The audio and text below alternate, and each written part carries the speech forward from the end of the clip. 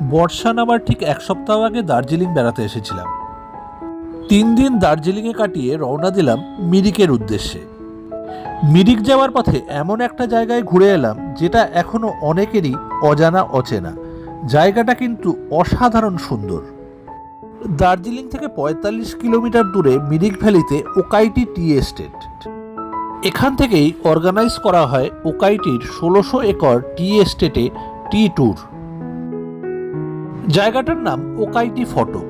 এখানে ওকাইটির টি আউটলেট থেকেই আমাদের গাড়ির ব্যবস্থা করে দেওয়া হলো। গাড়ি করে আমরা রওনা দিলাম ওকাইটির 1600 একর টি এস্টেট ট্যুরে।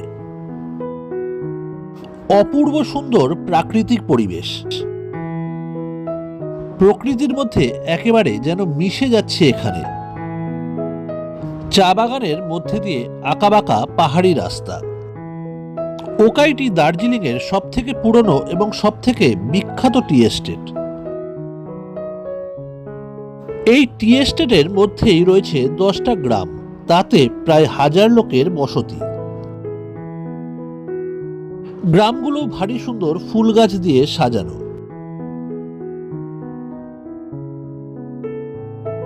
এই পুরো টি এস্টেটের অল্টিটিউড 4000 থেকে 6200 ফিট পর্যন্ত ভ্যারি করে। চারিদিক শুধু সবুজ আর সবুজ। চারিদিকে চা বাগান, তার মধ্যে উঁচু উঁচু পাইন গাছ এবং হিমালয়ের অসাধারণ সৌন্দর্য। আমাদের সঙ্গে যিনি গাইড হিসেবে ছিলেন তিনি সবকিছু দারুণভাবে আমাদের বুঝিয়ে দিচ্ছিলেন। আশপাশের পাহাড় কখনো কখনো কুয়াশায় ঢেকে যাচ্ছে। চারিদিকে ছোট ছোট টিলা পাহাড়, চা গাছে ঢাকা। মহিলা চা শ্রমিকরা দিনের শেষে বাড়ি ফিরছেন। তারা সারাদিন ধরে যে 2 লিফ আ বাড কালেক্ট করেছেন সেগুলো জমা করেছেন একটা ছাউনির নিচে। চা পাতা কাপড়ের পুটলি থেকে ঢেলে বস্তাবন্দি করা হচ্ছে। চা শ্রমিকরা দিনের শেষে তাদের গ্রামে ফিরে যাচ্ছেন। এ দৃশ্য বড় অপূর্ব। এই টি এস্টেটের আগে নাম ছিল ডাংডু। স্থানীয়রা এই নামেই ডাকত।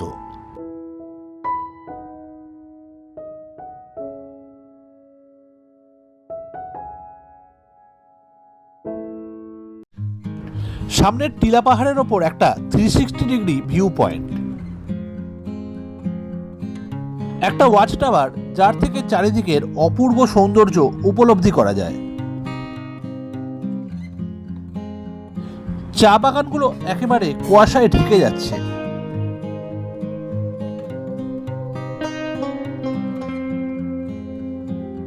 একটি ফলকে লেখা এটা 360 ডিগ্রি ভিউ পয়েন্ট।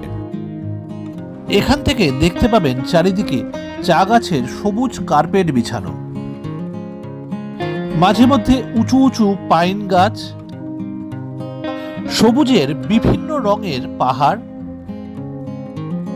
নীল আকাশে সাদা মেঘের ভেলা, কুয়াশা, আর দক্ষিণ দিকে একেবারে নিচে টি ফ্যাক্টরি। ওয়াচ টাওয়ারের সিঁড়ি বেয়ে যত ওপরে উঠছি তত মুগ্ধ হচ্ছি। আপাতত পুরো আকাশ কুয়াশায় ঢেকে গিয়েছে।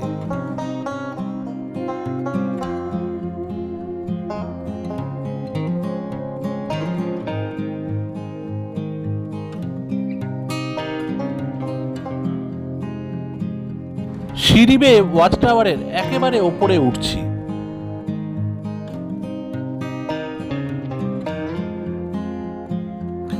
চারিদিকে সবুজের গালিচা বিছানো।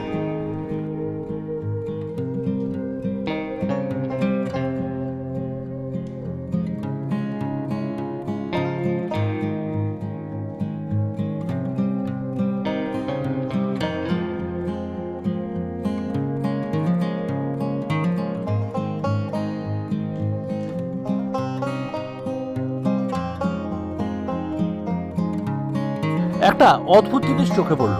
চা বাগানের মধ্যে সাদা রঙের ভেড়া বা ছাগল ঘুরে বেড়াচ্ছে। এই টি ট্যুরে আপনি চা বাগানের মধ্যে দিয়ে হেঁটে বেড়াতে পারেন। চা শ্রমিকরা কিভাবে 2 লিভস আ বার্ড তোলে সেটাও আপনি দেখতে পারেন।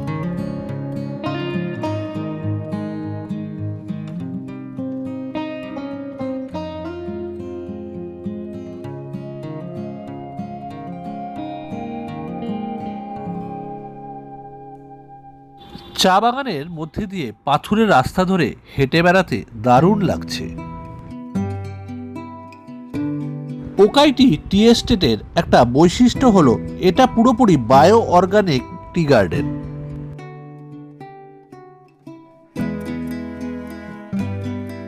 একেবারে মনোমুগ্ধকর পরিবেশ।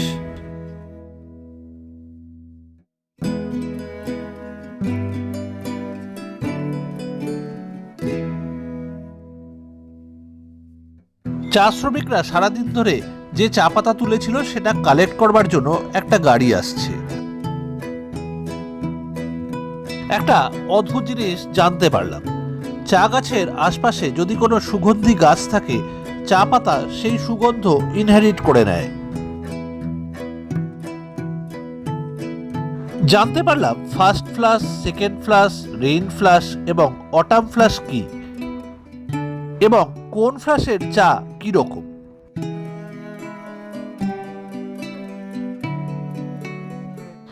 আমাদের পথের ধারে ওকাইটির অফিস। আমরা এখন চলেছি ওকাইটি টি ফ্যাক্টরির দিকে। ওকাইটি টি এস্টেট 1870 সালে এস্টাবলিশড হয়েছে। ইন্ডিয়া থেকে বিভিন্ন রকমের চা যেত লন্ডনে এবং রানী এলিজাবেথ সেগুলো টেস্ট করতেন। একমাত্র এই ওকাইটি টি এস্টেটের চা পান করে রানী বলেছিলেন ওকে টি। তার থেকেই এই টি এস্টেটের নাম হয়ে গেছে ওকাইটি। একটা অদ্ভুত সুন্দর জায়গায় থামলাম। 3টে পথ এসে মিশেছে এখানে। বর্ষার শুরুতে চা বাগানের এক জায়গায় ধস নেমেছে।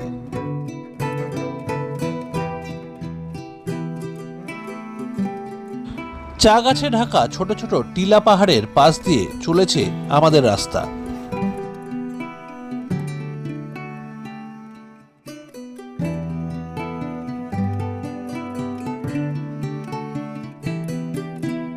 নিচে টি ফ্যাক্টরি দেখতে পাচ্ছি। আমরা এই টি ফ্যাক্টরিতে গিয়ে দেখব টি প্রসেসিং, রোলিং, ড্রাইং ইত্যাদি। ওকাইটি টি ফ্যাক্টরি একটা বহু পুরনো টি ফ্যাক্টরি। আমাদের অর্থোডক্স ব্ল্যাক টি, গ্রিন টি, হোয়াইট টির পুরো প্রসেসিং বোঝানো হলো। আমাদের টি ট্যুর প্রায় শেষ পর্যায়ে। আমরা যেখান থেকে রওনা হয়েছিলাম সেই দিকে আবার ফিরে যাচ্ছি। ওকাইটির আউটলেটে এসে আমরা চা টেস্ট করলাম এবং চা পাতা কিনলাম। একটা অসাধারণ আউটিং সেরে আমরা রওনা দিলাম মিরিকের উদ্দেশ্যে। ভিডিওটি কিরকম লাগলো কমেন্ট করে জানাবেন। সঙ্গে থাকবেন, ভালো থাকবেন।